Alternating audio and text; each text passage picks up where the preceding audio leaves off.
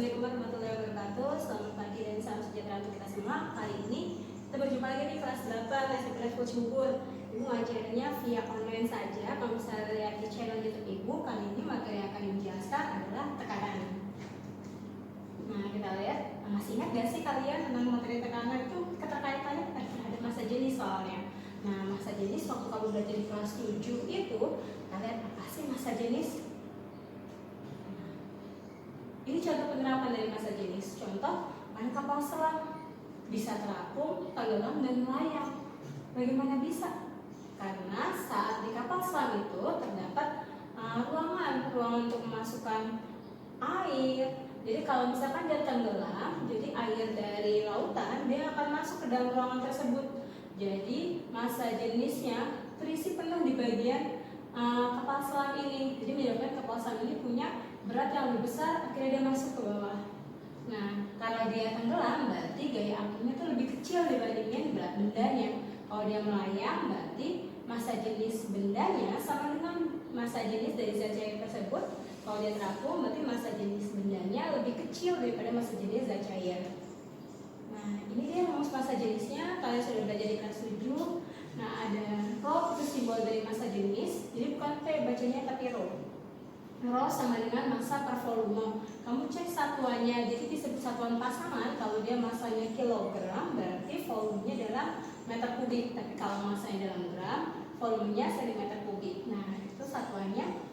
Lalu berikutnya adalah, nah kita masuk ke tekanan. Yang pertama ini adalah tekanan pada zat padat.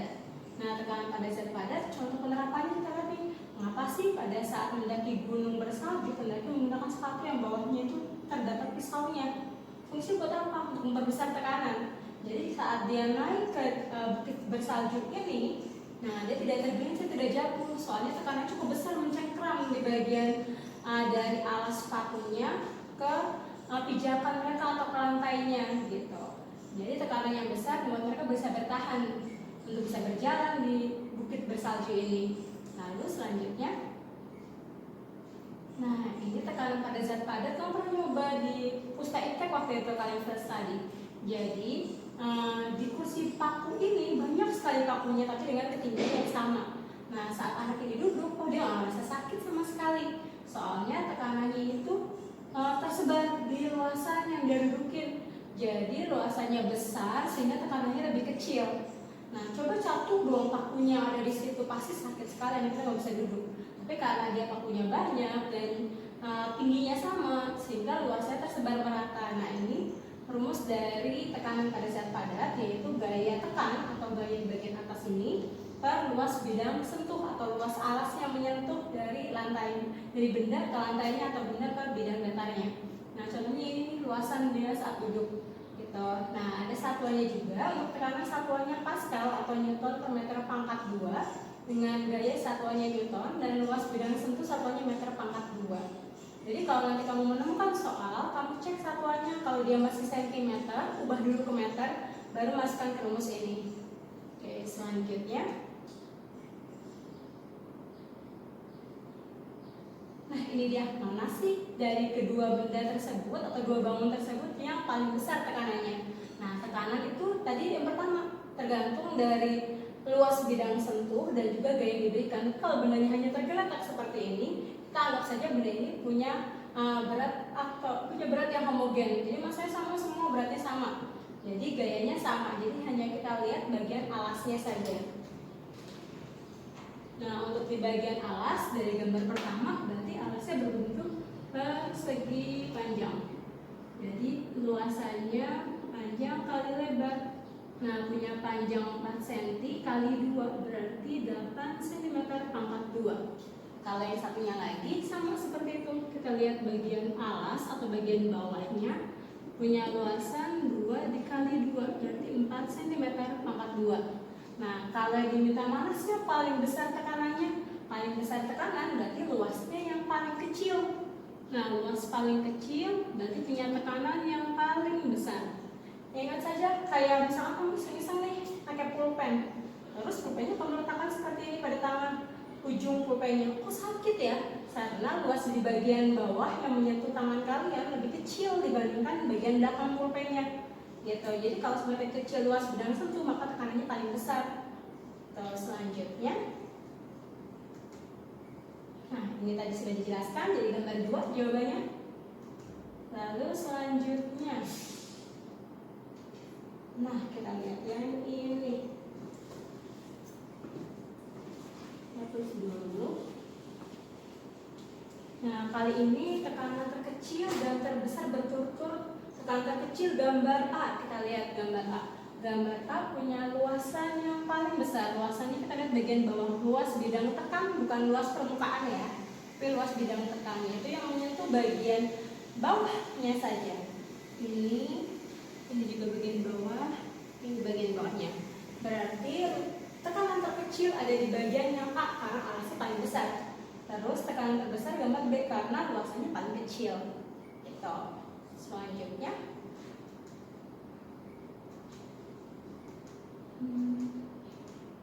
oke, nah ini ada bangunan ruang lagi, sama seperti tadi. Nah, kamu diminta menentukan tekanan terkecil dan terbesar. Sama seperti yang tadi, kamu lihat alasnya saja karena bangunan ini dianggap homogen. Nah, alasnya ini 30 cm pangkat 2. Yang ini alasnya 60 cm pangkat 2, sedangkan yang ini 50 cm pangkat 2. Kamu cari tekanan yang terkecil, berarti tekanan terkecil yang luasannya paling besar. Berarti tekanan terkecil ada di bangun S, ini yang tekanan terkecil. Tapi kalau yang terbesar ada di bangun yang Q. Bangun yang Q punya tekanan yang paling besar. Oke, gue rasa ya kamu udah bisa nih tekanan zat padat. Nah, selanjutnya. Oke. Nah, ini contoh soalnya. Kalau benda seperti gambar ini, balok, dia punya massa 5 kg, gravitasinya 10. Tapi nanti kalau kalian mengerjakan soal di PAT maupun soal apapun yang melibatkan berat dan gak ada gravitasinya, kalau bisa tulis gravitasinya 10. Tapi kalau tertulisnya 9,8, harus dimasukkan 9,8. Tapi karena di sini tertulisnya 10, gravitasi bumi jadi kamu masukkan 10. Nah, tekanan balok pada dasar lantai, berarti yang dilihat luas bagian bawah sama seperti tadi. Berarti P sama dengan F per A. F itu gaya. Kalau bendanya diletakkan saja, berarti dia punya gaya berat. Gaya berat itu massa kali gravitasi per luas alasnya. Nah, berikutnya massanya kalau sudah kilogram, berarti kita bisa masukkan. Tapi kalau massanya belum kilogram, kamu ubah dulu per kilogram. Berarti 5 kali gravitasi 10 per luas alas. Nah, luasnya sudah meter nih, jadi kamu nggak usah ubah lagi. Nah, berarti luas alasnya 1 dikali 0,5, yaitu 0,5 meter pangkat 2. 0,5 itu setengah, ibu tulis setengah di sini. Berarti 50 dikali 2/1 karena dia pecahan, jadi di bagian bawahnya dibalik. Jadi jawabannya 100 Newton per meter pangkat 2. Nah, itu jawaban terakhir untuk tekanan pada bangun ruang ini. Nah, selanjutnya, nah itu cara dan jawabannya. Oke, lanjut. Kalau soalnya seperti ini. Ini soal yang udah pernah ibu tampilkan saat di kalian latihan soal yang BDR, yang pembelajaran dari rumah kalian kemarin. Ada kuis atau latihan soal yang kedua. Nah, latihan soal tekanan yang kedua sama seperti tadi caranya, bendanya punya massa 12 kg. Karena sudah kilogram, berarti dimasukkan seperti tadi, P sama dengan F per A. F itu massa kali gravitasi per luas bidang sentuh atau luas alasnya. Nah, lalu kita masukkan punya massa sudah kilogram 12 kali gravitasinya sudah 10 per luas alas. Nah, ini masih senti. Alasnya 5 dan juga 6.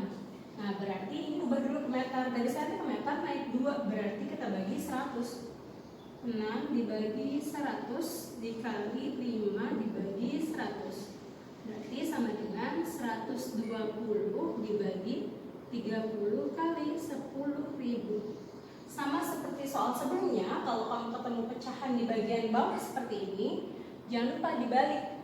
berarti 120 dikali 10.000 per 30. Coret nolnya, coret lagi 4, berarti tekanannya sebesar 40.000 Newton per meter pangkat 2. Jadi satuannya harus sudah jadi meter dan massa juga harus sudah kilogram. Oke, ini tekanan zat padat selesai. Nah, ada juga percobaan. Ini contoh soal tekanan tapi dalam bentuk data percobaan. Kamu ditanyakan nih, hasil percobaan itu urutannya mana dari yang tekanan terbesar hingga tekanan yang terkecil. Kita lihat tekanan terbesar. Seperti tadi rumus utama, P sama dengan gaya dibagi luas bidang tekan. Nah, berarti gayanya 80 dibagi 4. Hasilnya 20 Newton per meter pangkat 2.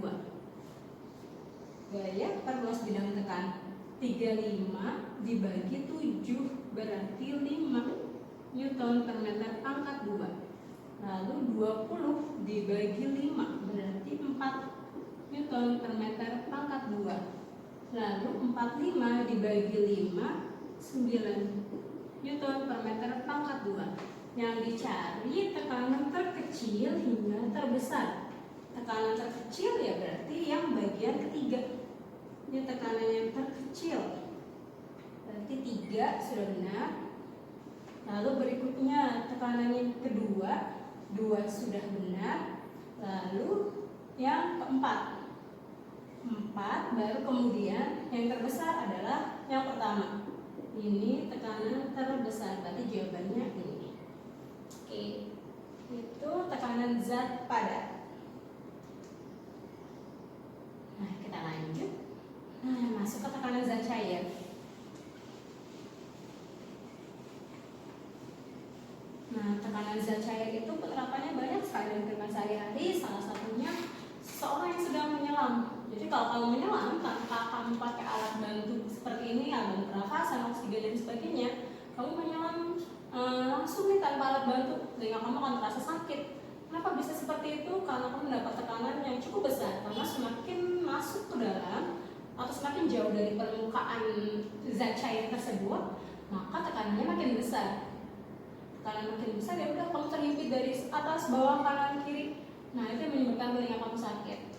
Nah, ini yang tadi di atas ada alat bantu, yang di bawah tidak ada alat bantu sama sekali. Jadi tekanan hidrostatis itu tekanan pada zat cair dalam keadaan statis atau diam, zat cair tidak bergerak, tidak mengalir. Nah, yang ini contoh penerapan berikutnya. Jadi saat di ruang perawatan rumah sakit terlihat ada seorang dokter yang memasang selang infus pada pergelangan tangan pasien. Sebelum dipasang infus, dokter mengukur tekanan darah pasien, kemudian mengatur posisi kantong infusnya. Ternyata kantong infusnya dipasang lebih tinggi dari tempat tidur pasien. Kenapa kantong infus tersebut tidak dipasang sejajar dengan tubuh pasien? Ada yang bisa tahu jawabannya? Coba kita lihat. Nah, ini dia. Kantong infusnya diletakkan lebih tinggi. Sama waktu kau belajar di SD tentang prinsip air mengalir dari tempat yang tinggi ke tempat yang lebih rendah. Tapi kali ini susah mengukur dulu nih tekanannya supaya nanti tekanan dari zat cair dari infus masuk ke dalam darah atau pembuluh darah pasien tidak terlalu besar tekanannya. Jadi diatur dulu oleh susternya. Lalu, kalau ini pemasangan kantong infus untuk donor darah. Donor darah meletakkan kantongnya tidak di atas seperti yang infusan pada orang yang sedang dirawat di rumah sakit, yang isi glukosa, cairan obat dan sebagainya. Tapi kalau dia kantong darah diletakkan di bawah supaya nanti darahnya mengalir dari seorang pendonor masuk ke dalam kantong darah yang ada di bagian bawahnya. Gitu. Nah, ini berikutnya. Nah, itu tekanan hidrostatis, tekanan dalam zat cair diam dipengaruhi oleh ketinggian. Nah, di sini disimbolkan pH atau tekanan hidrostatis. Lagi-lagi ada Rho itu massa jenis, kali ini massa jenis dari zat cairnya. Lalu G gravitasi, H itu ketinggian. Ingat, ketinggian diukur dari permukaan zat cair. Dari permukaan sampai benda yang ditanyakan atau posisi benda tersebut di dalam cairannya.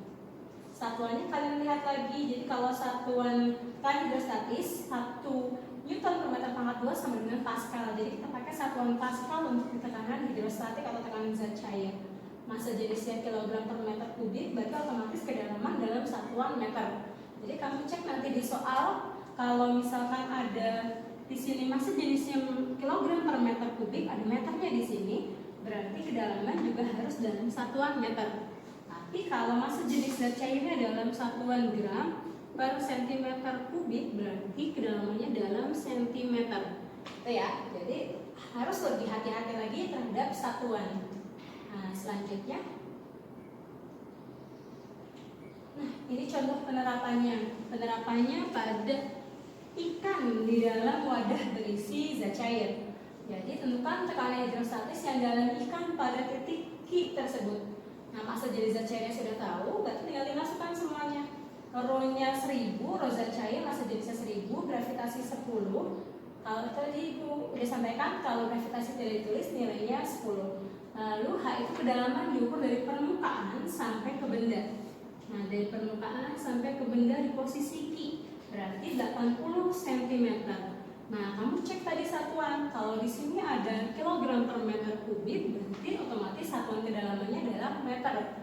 Berarti desimeter, berarti 0,8 meter atau 80 dibagi 100. Nah, jadi kalau masukkan di sini 0,8. Dan terakhir satuannya Pascal atau PA. Oke, selanjutnya.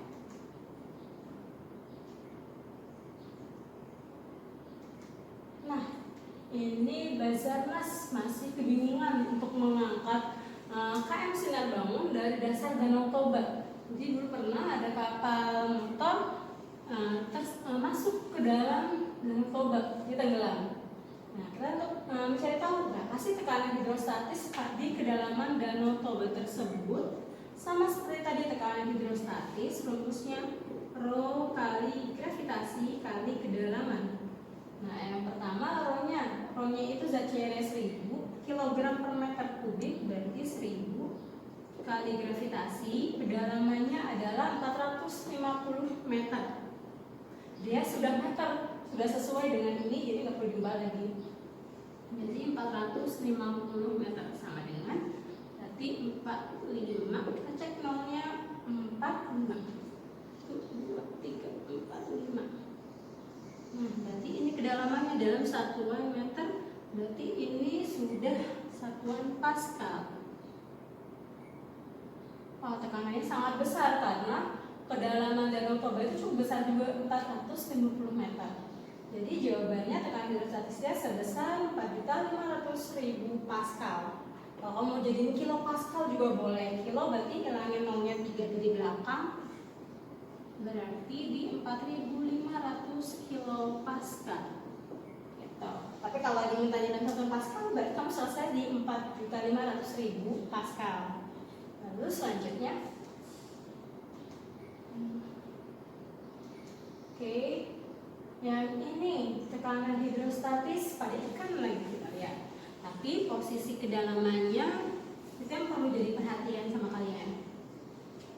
Jika massa jenis zat cair dalam wadah itu 1000, berarti massa jenisnya 1000 kg per meter kubik. Lalu gravitasinya sudah ada 10 meter per second pangkat 2, maka tekanan hidrostatik di ikan sebesar berapa? Jadi kita masukkan lagi rumus yang tadi. Tekanan hidrostatis berarti rho dikali gravitasi kali kedalaman. Nah, rho-nya massa jenisnya sudah 1000, gravitasi 10, kedalaman ingat diukur dari permukaan zat cair, dari atas sampai ke posisi ikan.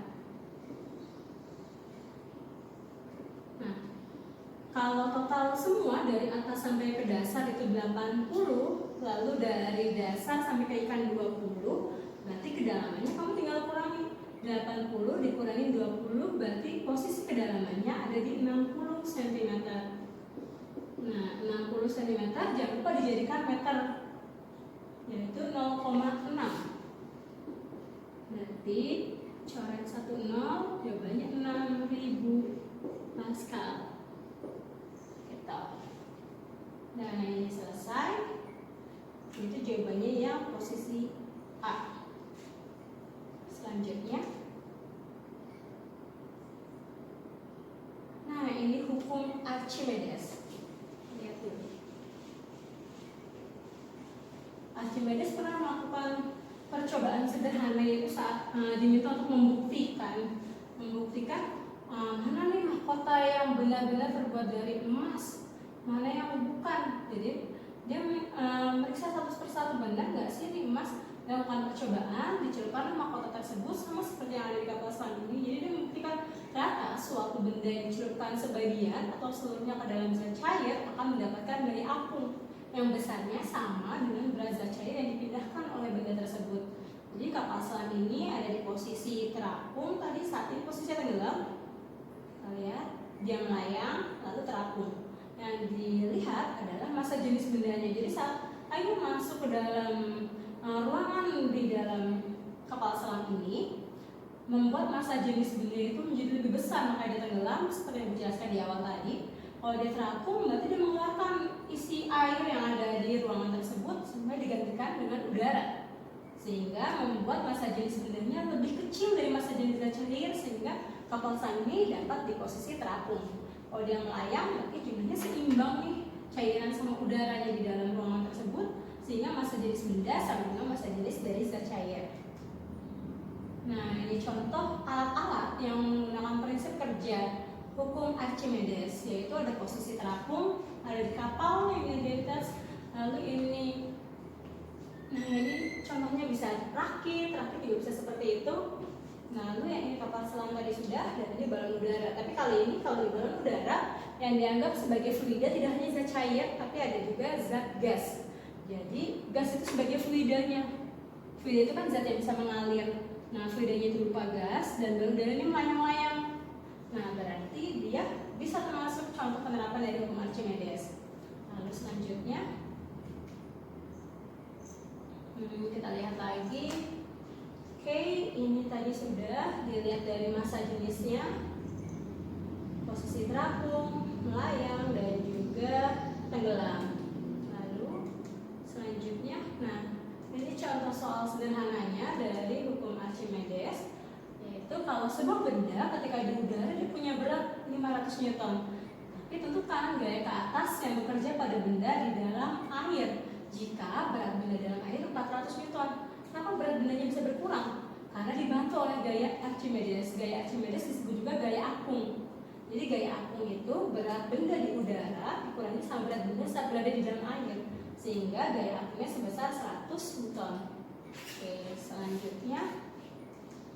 Nah, ini yang soal yang dimasukkan juga di kuis kalian atau di latihan soal kalian di quizizz.com. Perhatikan jika ada air, kayu, aluminium, dan es punya massa jenis seperti di tabel ini. Nah, kamu diminta untuk menentukan posisi-posisi yang tepat sesuai dengan massa jenis benda di tabel tersebut. Nah, di sini massa jenis paling besar dimiliki oleh aluminium. Lalu aluminiumnya pasti akan tenggelam jika dimasukkan ke dalam zat cair dengan air punya massa jenis 1 gram per cm kubik.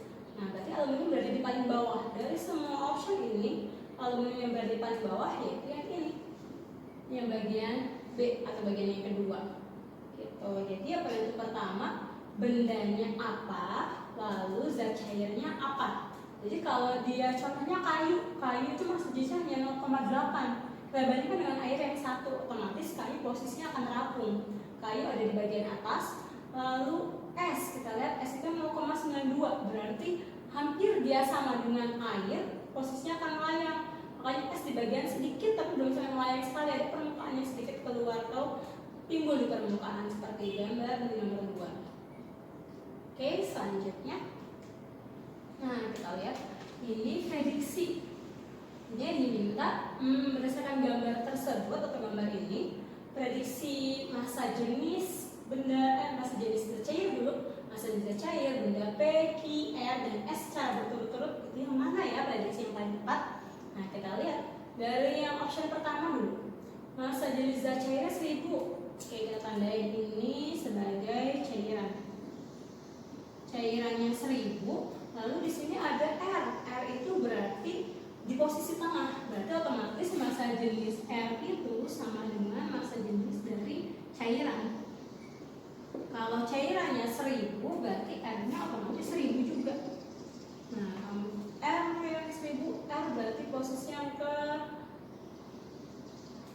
keempat. Cari 1, 2, 3, 4. Nah, ini R 1000 juga. Berarti ini R. Lalu berikutnya posisi benda P. Benda P itu terapung, tapi masih banyakan yang terkena air. Gitu. Berarti nilai massa jenisnya 600, lebih dari setengah bagian soalnya yang terkena air. Tapi kalau Q bagiannya separuh-separuh ini, berarti massa jenisnya 500 karena setengah dari 1000. Karena posisinya setengah karena udara, setengah kena air. Lalu yang terakhir otomatis S itu paling besar karena dia posisinya tenggelam. Nanti di 1200. Oke, itu prediksi yang tepat secara berturut-turut cairan P, Q, R, dan S. Oke, selanjutnya kita lihat. Oke, kali ini penerapan hukum Pascal. Oke, bagus dulu. Nah, yang di hukum Pascal. Hukum Pascal ini berbunyi tekanan yang diberikan pada fluida dalam ruang tertutup akan diteruskan ke segala arah sama besar. Berarti ini contohnya ada pompa hidrolik. Kalau kalian ke bengkel, ke tempat cuci mobil, pasti ada alat yang seperti ini yang membuat mobil kalian terangkat, lalu memudahkan petugas bengkel untuk membersihkan area-area bagian bawah sehingga semua mobil ini jadi bersih semua, termasuk di bagian bawahnya. Nah, yang di sini di dalamnya ada zat fluida, fluidanya bisa cair bisa gas, warna merah, warna biru. Berarti saat dia memberikan, orang yang memberikan gaya ke bawah atau menekan, memberikan gaya sehingga membuat fluidanya tertekan ke segala arah sama besar sehingga dapat mendorong benda untuk ke atas. Nah, tadi kamu udah belajar di tekanan zat padat, rumus tekanannya itu F per A sama. Untuk di hukum Pascal juga seperti itu, F per A. Nah, kali ini kita bagi dua bagian, ada A dan juga ada B. Nah, untuk memudahkan kamu belajar hukum Pascal, jadi F itu gaya yang diberikan, pada pistonnya lebih kecil. Berarti kamu bagi dua saja. Berarti yang di sebelah kiri ini untuk yang lebih kecil, gaya yang kecil, luasan penampakan yang lebih kecil. Nah, sebelah kanan itu area besar semua, berarti gayanya yang diterima untuk mengangkat benda yang lebih besar, lalu punya luas bagian, terus penampakan yang lebih besar juga. Nah, satuannya harus sama kiri dan kanan, walaupun nanti di soal kamu tidak menemukan satuan luas piston, namanya piston atau luas penampak. Nah, luasnya itu tidak satuan meter pangkat 2, tapi cm pangkat 2. Itu nggak masalah, yang jelas satuan dari kedua bagian ini satuannya sama. Oke, selanjutnya. Nah, ini contoh soalnya. Di soal sudah ada gambar sebagai alat bantu. Ada F yang diberikan. F-nya berapa sih yang diberikan pada penampang kecil? Kalau luas penampak kecil dan besar berturut-turut 20 sama 200, kecepatan gravitasinya 10, itu untuk membantu kamu menentukan gaya untuk di bagian luasan yang lebih besar. Di sini ada mobil itu pasti lebih besar dibandingkan dengan gaya yang diberikan. Nah, berarti kita masukkan kayak tadi, F1 per A1, F2 per A2. F1 nya nggak tahu, F dikosongkan, berarti kamu gunakan aljabar nanti. F1 per 20 karena luasannya lebih kecil 20. Berarti F1 per 20 sama dengan F2. F itu kan massa kali gravitasi. Nah, kalau misalkan di soal nanti kamu di sini udah langsung ada Newton, udah ada gayanya, dengan masalah, kamu nggak perlu kali gravitasi lagi kalau sudah Newton. Tapi karena di sini masih kilogram satuannya, berarti dia baru massa, belum jadi berat. Berarti 400 dikali gravitasi 10. Jadi 4000 per 200 atau luasan yang besar tadi. Nah, kamu kali silang F1 kali 200, 200 F1, lalu 400 kali 10, 4000 kali 20. Nah, berarti yang di sebelah kanan adalah 80.000 per 200 karena F1 di sebelahnya ada angka, jadi angkanya pindah ke bagian bawah. Gitu, jadi jawabannya 400 Newton. Oke, itu untuk yang hukum Pascal contoh pertama. Selanjutnya, nah ini kuis yang Ibu sampaikan juga di kuisis.com. Ada sebuah mobil pengangkat, ada sebuah mesin pengangkat mobil punya luas penampang kecil dan besar. Berarti ini sebagai penampang kecil, berarti ini A1. Penampang besar ini A2. Dan terus jika daya tekan penampang kecil, berarti ini sudah dalam bentuk F karena sudah Newton. Ini F1. Nah, yang ditanyakan di soal ini, gaya angkat pada penampang besar berarti berapa sih nilai F2-nya? Gitu, F2-nya nggak ada. Pakai rumusnya tadi. F1 per A1, F2 per A2. F1 gaya yang diberikan 20, berarti 20 per A1 5. F2 nggak tahu berapa, kita kosongkan, lalu A2 nya 20 kali silang. Nah, berarti 5F2 sama dengan 20 kali 20, 400. F2 sama dengan 400 dibagi 5, coret 8, ada 0, berarti 80 Newton. Nah, itu jawabannya, berarti yang ini. Gitu. Semoga kalian paham ya. Lalu selanjutnya, nah ini contohnya lagi, tapi sama seperti contoh sebelumnya, tidak ada gambarnya. Kalau tidak ada gambarnya, berarti kamu bisa ilustrasikan sendiri mana yang ukurannya lebih besar, mana ukurannya yang lebih kecil sebagai F1, F2 ataupun A1, A2.